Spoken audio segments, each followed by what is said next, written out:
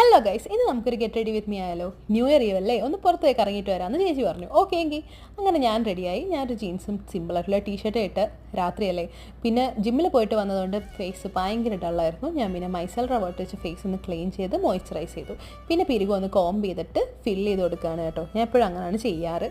അതിനുശേഷം ഐലൈനർ ഒന്ന് വരച്ചു കൊടുക്കുക, രാത്രിയാണെങ്കിലും ഒരു സമാധാനത്തിന്. പിന്നെ ലിപ്സ്റ്റിക് ഇട്ട് കൊടുത്തു. ലിപ്സ്റ്റിക് ഇട്ടാലേ ജീവനുള്ളൂ ഗൈസ്. അതിനുശേഷം എനിക്ക് ഒരു ചെറുതായിട്ടൊന്ന് സിന്ദൂർ തൊട്ടു. പിന്നെ എൻ്റെ മെയിൻ സാധനം ഗ്ലാസ്സസ് ഇല്ലാതെ കണ്ണാൻ പറ്റത്തില്ല. പിന്നെ പെർഫ്യൂം അടിച്ചിട്ട് ഞങ്ങൾ നേരെ ഇറങ്ങിയിട്ടുണ്ടായിരുന്നു.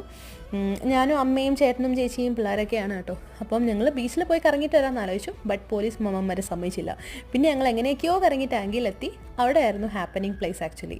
പിന്നെ അവിടുത്തെ പരിപാടിയെല്ലാം കണ്ടിട്ട് നേരെ ഞങ്ങൾ വീട്ടിൽ വന്നു. ഞാൻ ഫസ്റ്റ് ഉറങ്ങിയിട്ടുണ്ടായിരുന്നു.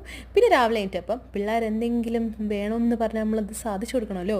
അങ്ങനെ ഞാനൊരു കേക്കും സെറ്റ് ചെയ്തു. അപ്പോൾ ഹാപ്പി ന്യൂ ഇയർ.